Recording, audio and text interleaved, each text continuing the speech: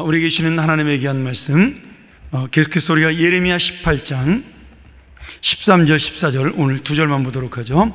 23절까지의 말씀인데 우리 두 절만 함께 읽도록 하겠습니다.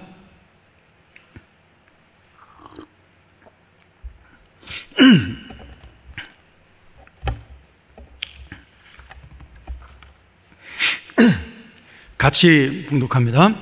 그러므로 여호와께서 이와 같이 말씀하시니라.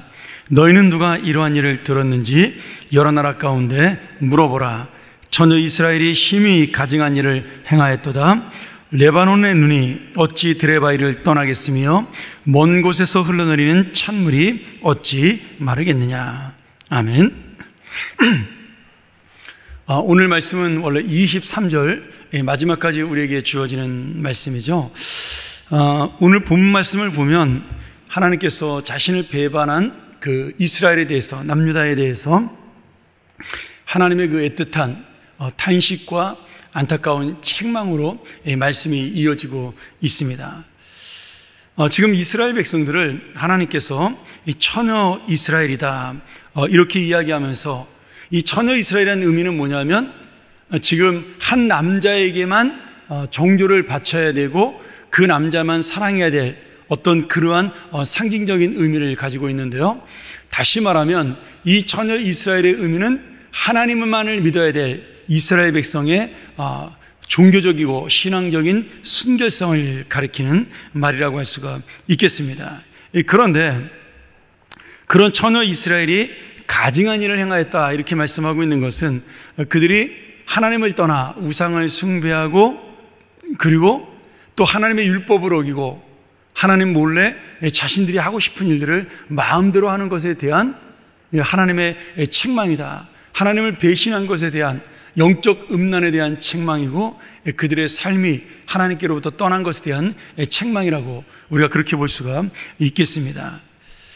오늘 이 말씀을 보면서 지금 하나님께서는 이 이스라엘 백성을 두 가지의 의미로 계속해서 이 예레미야서에서는 설명하고 있는데요, 하나는 아버지를 떠난 자녀, 아버지의 뜻을, 아버지의 사랑을, 아버지의 은혜를 거역한 자녀로 이스라엘 백성을 비유하고 있고요, 또한 정결한 하나님의 사랑을 떠난 한 여인, 그리고 부정한 여인으로 지금 이스라엘 백성을 상징하고 그 책망하고 있는 모습이 계속해서 나옵니다.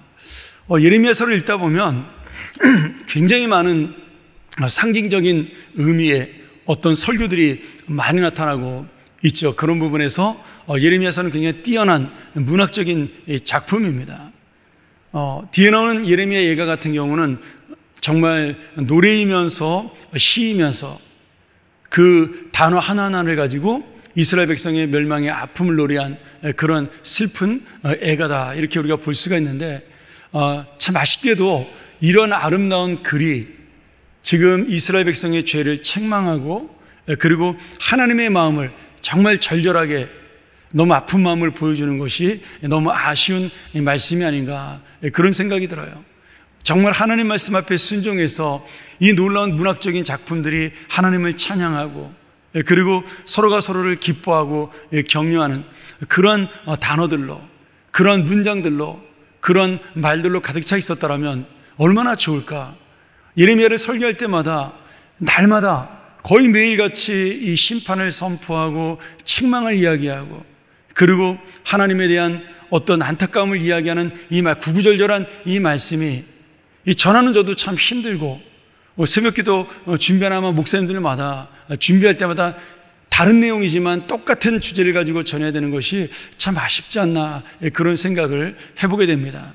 그런데 한편으로 돌이켜보면 이 아쉬움과 아픔이 결국 지금 그 당시에 이스라엘 백성에게 주어진 그런 아픔과 정말 2800년 전에 주어진 말씀으로 끝나는 것이 아니라 오늘 우리도 역시 이 하나님께서 우리에게 정말 아름답고 좋은 곳을 주셨음에도 불구하고 우리가 그 아름답고 좋은 곳에 눈이 팔려서 하나님을 잊어버리는 이 좋은 문화와 이 좋은 어떤 사회와 이 세상을 하나님께서 우리에게 주셨지만 오히려 그것 때문에 이 좋은 것들을 통해 하나님을 바라보지 못하는 안타까움이 우리에게도 있는 것입니다. 오늘 이스라엘 백성이 바로 우리의 그러한 모습을 다시 한번 영적으로 투영해주고 있는 거죠. 지금 하나님께서는 이런 이스라엘 백성들에 대해서 다시 상징적인 의미를 가지고 책망을 하시는데, 지금 이런 큰 은혜와 하나님의 놀라운 사랑을 받고도 하나님을 배신한 나라가 이 땅에 있었느냐, 그렇게 책망을 합니다. 그 누구도 이스라엘처럼 이런 사랑을 받은 나라가 없었고, 또 만일 하나님께서 이런 사랑을 베풀어 주셨더라면, 다른 나라라면 어떤 이방 나라도 이렇게 하나님을 배신하지 않을 것이다. 주님께서는 지금 그런 말씀으로 안타까움을 설명하고 있는 겁니다. 실제로 이방 나라들이 다른 우상들을 많이 섬겼습니다. 바벨론 나라 같은 경우는 말뚝이라는 신을 섬겨서 그 신이 그 나라의 수호신이고, 그리고 그 바벨론을 지탱하는 그러한 신이라고 믿었어요. 또 가깝게 아수르 같은 나라는 몰렉이라든지 아니면은 바알과 아세라를 섬겼고요. 주변에 있는 블레셋 나라도 전부 그렇게 우상을 섬겼는데, 놀랍게도 그들은 그 우상에 대한 정조를 지켰다라는 거예요. 수백 년이 흘러도 그들은 자신들이 믿는 그 헛된 신인 우상에 대해서 자신들의 신앙을 지키고 정성을 다해 섬겼다라는 사실이죠. 오히려 이스라엘 백성은 하나님의 은혜를 입고도 하나님을 배반하고, 그리고 다른 나라의 신들을 섬기는 그런 가증한 일을 행했지만, 오히려 이방 나라는 엉터리의 신을 믿고 헛된 그런 우상을 섬기면서도 그것을 떠나지 않는 정조를 보여주고 있는 겁니다. 참 너무나 답답하고도 어떻게 보면 안타까운 일이죠. 그래서 주님이 이렇게 이스라엘 백성을 책망하셔요. 지금 레바논과 헐몬산의 그 꼭대기에 있는 눈은 변함없이 바위를 덮고 있다. 저도 안 가봐서 모르겠지만 그 헐몬산의 꼭대기에는 온도가 영하기 때문에 1년 365일 눈이 녹지 않는다 그래요. 또 레바논에 있는 그 산 꼭대기에도 눈이 녹지 않는다 그럽니다. 그 헐몬산에 그 차가운 눈이 녹으면서 그 계곡을 타고 내려와서 갈릴리 바다의 따뜻한 물과 마주치면서 풍랑이 일어나는 것, 그것이 바로 이제 갈릴리 호수에서 일어나는 풍랑이죠. 그런 것처럼 지금 그 레바논과 헐몬산의 흰 눈이 변함없이 수천 년 동안 흐르고 있고, 그곳에서 흘러내리는 찬물이 계곡을 따라 끊임없이 변함없이 흐르고 있는데, 왜 이스라엘 백성들은 그러한 자연만도 못한 존재로 하나님을 배신하는, 날마다 변하는 그런 마음을 가지고 살고 있느냐, 그렇게 말씀하고 있는 겁니다. 지금 주님께서는 그러면서 이스라엘 백성을 어떤 때는 자녀로, 어떤 때는 자신의 신부로 이야기하시면서, 나의 신부가, 나의 자녀가 다른 사람들에게 놀림감이 되고 조롱거리가 된다면 내가 얼마나 마음이 아프겠느냐. 여러분, 그렇지 않습니까? 지금 내 자녀가 다른 사람에게 조롱이 되고 비웃음이 된다면 부모의 가슴은 정말 찢어질도록 아플 것입니다. 내 아내가, 내 남편이 다른 사람들의 비웃음거리가 되고 그리고 모욕을 받는다면 그건 역시도 정말 내가 당하는 분노보다 더 큰 분노가 일어날 것이에요. 지금 주님이 그런 분노를 느끼고 또 마음을 아파하는 그런 모습을 설명하고 있는 겁니다.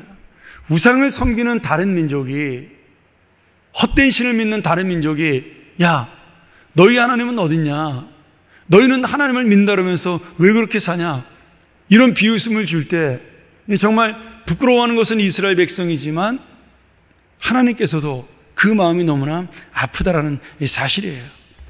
그래서 하나님께서는 이 정말 배신한 이스라엘을 심판하기 위해서 심판이라는 카드를 지금 주님께서 꺼내고 있다. 이 심판을 통해 그들을 망하게 하는 것이 아니라 그들을 돌아오게 하고자 하는 하나님의 그 정말 절절한 마음이 이 말씀 속에 계속해서 나타나고 있는 겁니다. 그래서 마치 동쪽에서 불어오는 바람이 쓸모없는 쭉정이를 날아가게 하듯이 하나님께서 심판의 바람을 불게 하심으로 그들이 다시 한번 그들의 죄악을 날려보내고 이제 그 알곡만 남은 하나님의 남은 자들이 하나님이 없이는 살 수 없는 민족으로 다시 세우겠다라고 말씀하고 있는 거죠. 지금 그러기에 오늘 이 이스라엘 향한 남유다를 향한 심판의 예언은 멸망의 예언이 아니라 회복의 예언입니다.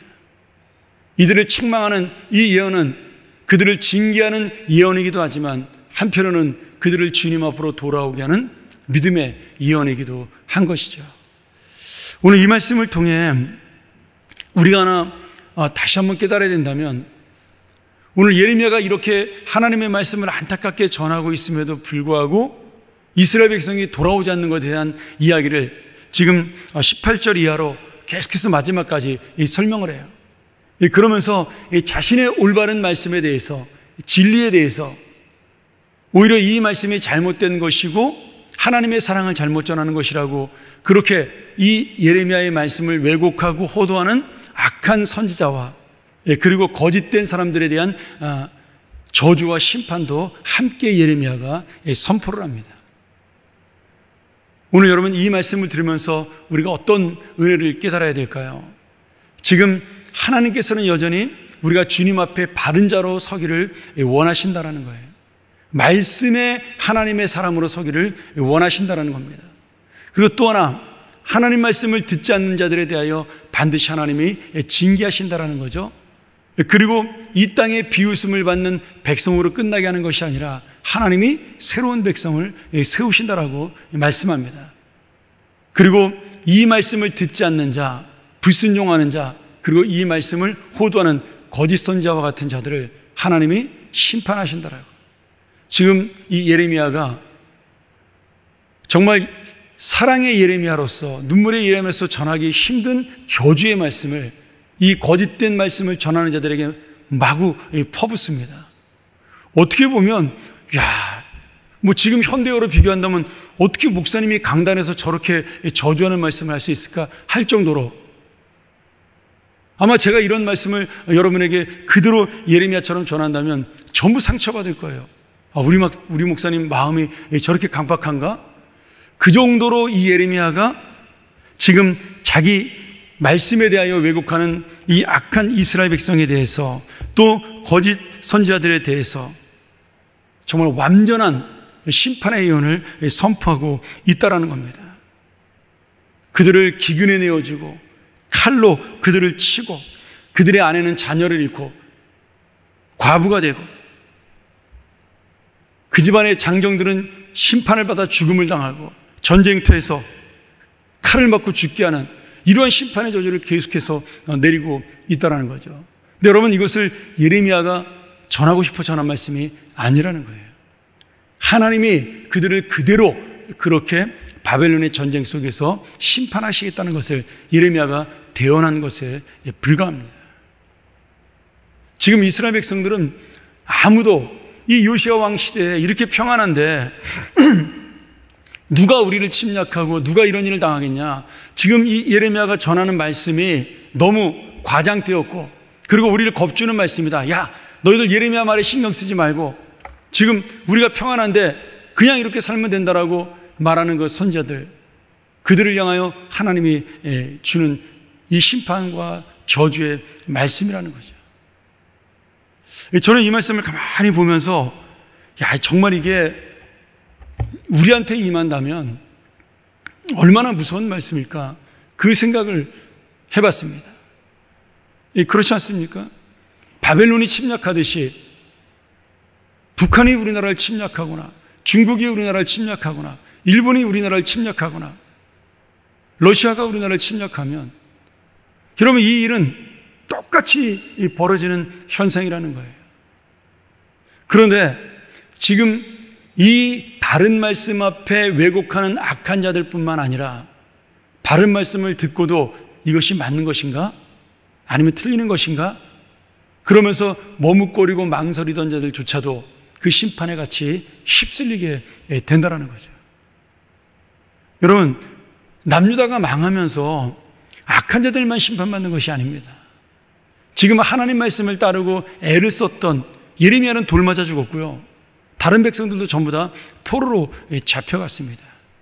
그러니 지금 악한 말을 전하는 자와 그 말을 따르는 자들, 아니면 하나님의 진리를 따르지 않는 자들 함께 심판을 받는다라는 거예요. 그래서 우리가 이 예레미야 말씀을 기억하면서 우리 마음속에 하나 결심해야 된다면, 우리를 통해 이 심판이 멈춰질 수 있도록, 이 심판이 아니면 늦춰질 수 있도록 하나님께서 우리를 보고 정말 이 심판을 면할 수 있도록 우리가 주님 앞에 온전히 사는 것이 중요하고요. 또 정말 악한 말을 가지고 자신의 이익을 위해서 하나님 말씀을 이용하는 자들을 따르지 않는 것이 우리가 가장 우리 마음속에 해야 될 중요한 의미를 가지고 있습니다. 여러분, 제가 이단을 말하는 것이 아닙니다. 이단은요, 오히려 구별하기 쉽습니다. 아무리 난리를 쳐도 이단은 많이 믿어야 그냥 한 2, 30만 원으로 끝납니다. 신천지 저렇게 난리법석을 떨어도요, 저 20년, 30년 가지 못합니다. 우리 알잖아요. 통일교, 전도관 그렇게 난리를 쳤지만 지금 얼마나 남아있어요. 한 3, 40년 사이에 다 무너졌잖아요. 조금 명맥을 유지하고 있긴 있지만 통일교는 이미 종교가 아니에요. 사업체로 전환을 전부 다 했습니다. 전도관도 천북이라는 이름을 바꿔서 지금 극소수의 무리만 믿고 있죠. 저는 신천지도 이만희가 죽고 난 다음에 금방 20년 안에 사그러들 것이라고 믿습니다. 근데 중요한 건 정말 정토인 것처럼 강단에서 주님의 말씀을 가지고 자신의 유익을 위해 말씀을 가지고 장난을 치는 사람들이 가장 악한 사람들입니다.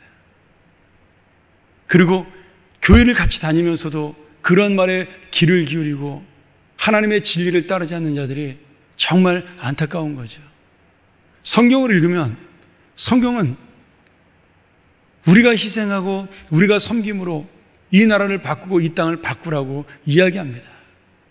근데 그 말씀으로 저주를 선포하고 심판을 선포하고 아무리 북한에 미워도 북한을 지옥에 떨어질 자로 선포하는 것, 성경 말씀하고 완전히 반대되는 형제를 정죄하지 말라 그랬던 그 말씀, 원수를 사랑하라 했던 그 말씀을 완전히 왜곡하는 그런 자들이 지금 우리 한국교회를 무너뜨리고 우리들의 신앙을 무너뜨리고 있다는 사실이에요. 여러분, 저도 어쩌면은 이북이 없었더라면 부자로 살 수 있는 사람 중에 하나였고 편안하게 살 수 있는 지주의 아들입니다. 저희 가문도 북한에서 잘 나가는 집이었고 아버님도 공무원이었고 큰아버지도 공무원이었고 또 많은 땅도 갖고 있고 지금도 그 땅 문서를 갖고 있더라고요. 그런데 어쩌면 모든 가족을 잃고 재산을 다 잃고 떠나온 그런 우리 가정이지만 이런 가정들이 예수를 믿고 북한에 대한 안타까운 마음을 가질 때 그것이 진정한 복음적 통일로 가는 길이고 그것이 이 한반도의 평화를 가져오는 길입니다. 핵무기가 우리의 평화를 보장해 주지 못해요. 성경에 칼을 쓰는 자 칼로 망한다라고 분명히 돼 있잖아요. 물론 핵무기가 있으면 어떤 보호는 되겠죠. 근데 만약에 그래서 진짜 전쟁 나서 핵무기가 북한에서 쏘고 우리가 같이 쏘면 쏘지도 못하겠지만 서로 망하는 길이니까 여러분, 망하는 나라는 우리나라와 북한밖에 없는 겁니다. 어느 나라도 책임지지 않는 어리석은 일로 가는 거예요. 그런데 그런 것들을 조장하는 악한 부리들이 하나님의 말씀을 가지고 그들을 멸망해야 된다고 심판을 선포하는 자들이 있습니다.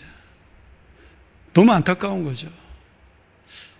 우리가 북한을 선교하는 목사님들이나 선교사님들의 말씀을 들어보면서 어쩌면은 그런 분들이 가장 통일을 가로막고 북한과의 관계를 깨트리는 악한 자들이라고 다들 이야기를 해요. 근데 우리가 거기에 넘어가는 사람들이 너무 많거든요. 우리가 이런 현실을 바라보면서 지금 북한이 먼저 망할 수도 있어요. 북이스라엘이 망한 것처럼. 남아있는 우리라고 하나님께서 내버려 두실까요? 아닙니다. 하나님 앞에 돌아오지 않는, 진리를 따르지 않는 자는 똑같이 시간의 차이일 뿐이지 하나님의 심판과 멸망은 함께 있는 것입니다. 여러분, 누가 정신 차려야 돼요? 이렇게 하나님 앞에 기도의 중요성을 알고 이 자리에 나온 분들이 이 나라와 이 민족을 위해 기도해야 됩니다. 우리가 이 사회를 위해서, 그리고 정말 이 온 지구촌을 위해서 기도해야 돼요. 아무리 신문에서 기후변화를 떠들고 환경을 이야기해도 아무도 사람들이 귀 기울이지 않습니다. 우리나라 정부가 귀를 기울이지 않아요. 우리나라 리더들이 귀를 기울이지 않아요. 그리고 점점 같이 지금 죽어가고 있는 거죠. 우리가 연약하고 부족하지만, 예레미야의 말을 아무도 믿지 않고 듣지 않았지만, 그러나 이 올바른 하나님 말씀이 선포될 때 하나님의 안타까움 속에서도 하나님은 기뻐하셨습니다. 오늘 우리가 이 말씀을 기억하면서 나는 지금 처녀 이스라엘처럼 하나님을 배신한 자가 아닌가에 대한 마음, 내가 주님의 진리 가운데 서지 못한 자가 되지 않았는가, 다시 한번 마음속에 우리가 하나님의 말씀을 가지고 생각하고, 또한 이 나라와 이 민족이 가는 길, 이 온 우주가, 온 지구촌이 함께 가는 길이 어떤 길인가를 우리가 기도함으로 노아처럼 이 제약된 세상을 안타까워하고 하나님의 진리를 떠난 자들을 불쌍히 여겨 그들이 돌아올 수 있도록 기도하는 우리가 되고요, 내가 바로 그러한 무드셀라로서, 노아로서, 또 하나님의 말씀을 안타깝게 전한 귀한 라멕처럼 주님의 놀라운 은혜를 전하는 하나님의 귀한 사람들, 그래서 어떻게든지 이 방주가 되는 하나님의 사람들이 되기를 주의 이름으로 간절히 축원합니다. 함께 우리 이 말씀 기억하면서 기도하기를 원하는데요,